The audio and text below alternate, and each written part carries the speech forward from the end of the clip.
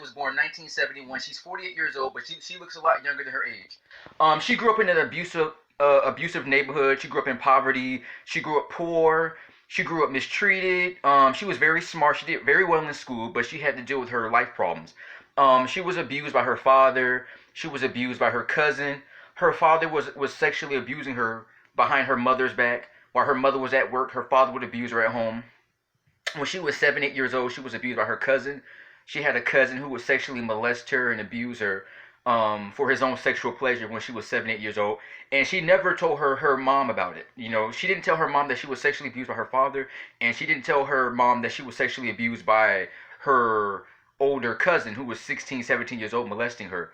Um, and this went on for years of her life. She was ashamed and she was afraid that her mother would call her a liar and she would get in trouble. So a lot of black girls deal with this. This is not something that Missy Elliott has done with.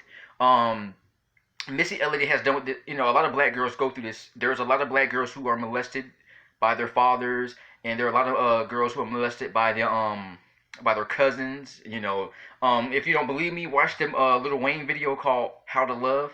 I'll talk about that in my next video. That's a very graphic, very sad songs. It's very depressing.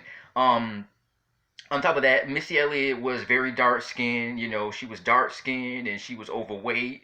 And kids used to pick on her height, her weight, and she was tall. She was tall, kind of overweight, chubby. She's very attractive, but she just was overweight. And back then, like it's glorified now. Being an overweight woman is glorified now. But back in the 80s, 90s, people used to make fun of her. She became her father. There's a time in her life where her father tried to hurt her mother. You know, he pulled out a pistol. She actually was a heroic. She saved her mother's life. Her father had mental illness problems in his mind and stuff like that. He was going crazy.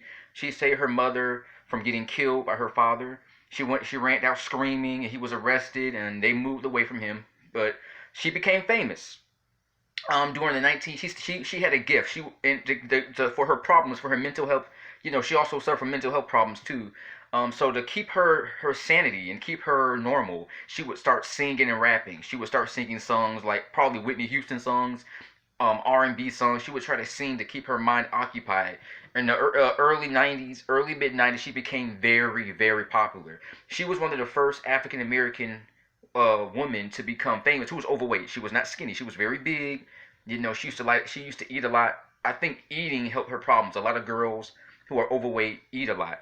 You know, they're depressed. They have it helps them calm down. Sometimes they might eat a lot of food and they might be a little overweight. She wasn't one of the pretty girls. She wasn't like Holly Berry or all our TLC girls and all the. She wasn't one of the pretty girls. She was kind of the rough, outspoken. She liked to get into fights a lot when she was a teenager, when she was a kid. People used to tease her.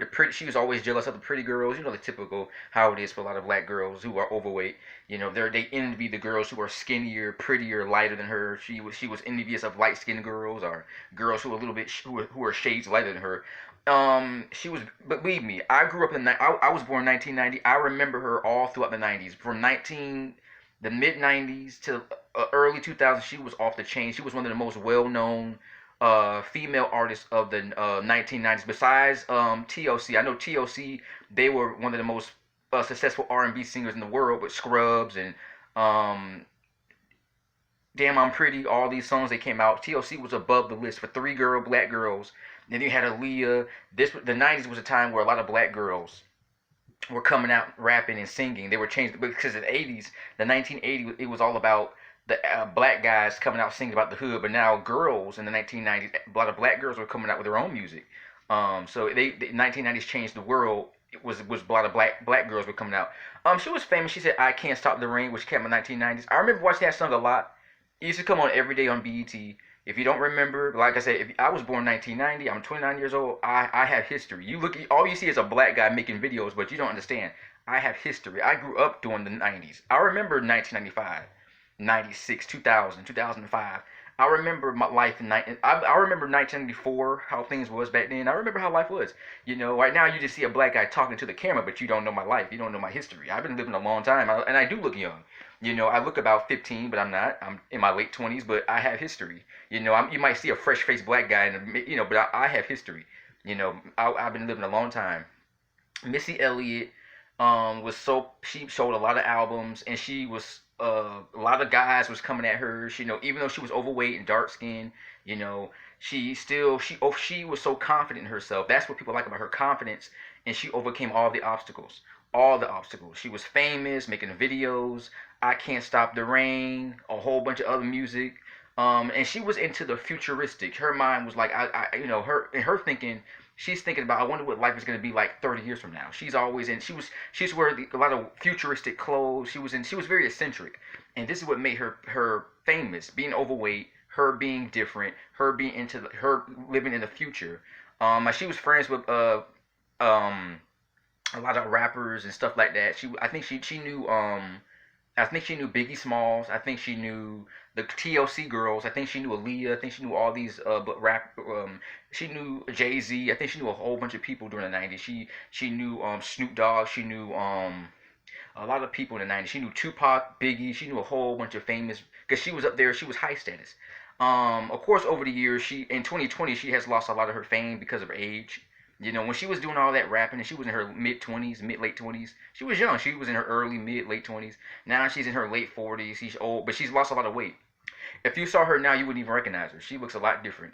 Um, just wanted to give her a good video because there's a lot to talk about her. She sold a lot of albums. She was always on BET. They was always promoting her music I remember that during the mid '90s, and I used to was obsessed with her music. This was before social media. We didn't have social media in the 1990s. And top of all that, she almost got in a car accident. Oh no, this darn car accident. She almost got in a car accident, and she suffered from leg spasms. Where it's hard for her to walk, or she shakes a lot. She also suffered from great. She had a thyroid. She went to a doctor, and she found out she has a thyroid problem. This means that this causes her to be overweight. It causes her to gain a lot of weight. Hypothyroidism. A lot of people, people, a lot of black girls suffer from this. If you see a lot of girls who are overweight, they have a thyroid problem. They have a disease that makes them, instead of losing weight, they start gaining weight. Even if they start jogging and running, no matter what they do, they can't lose weight. She suffered from another disease called Graves' disease. And that made her lose weight. She started losing a lot of weight because of that disease she had too, and she started losing weight now, and she became really skinny. That's when she lost her popularity. It's like, who is this? For a lot of years, kept saying that she has an imposter. That's not Missy Elliott. Missy Elliott was an overweight, but she lost a lot of weight because of her. Her body had a lot of problems. She had mental health problems. And it caused her to lose weight. Right now she's living her best life, multi-millionaire. But now she's old. Now she's almost 50 years old now.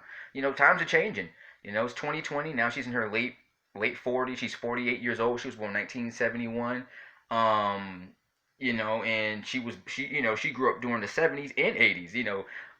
She's 48, but she looks like she looks about she looks a couple years younger than her age. She could probably pass for a woman in her 30s if she wanted to. She's rich, she got the money, but right now she's living a very peaceful life. And her fame that she had in the 90s, she lost all that.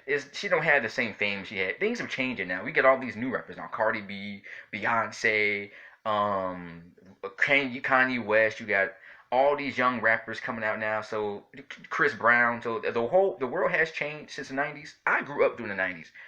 The '90s, 2000s. I have history. I remember how life was, and life was a lot different 20 years ago than it is now. But Mr. J here, peace.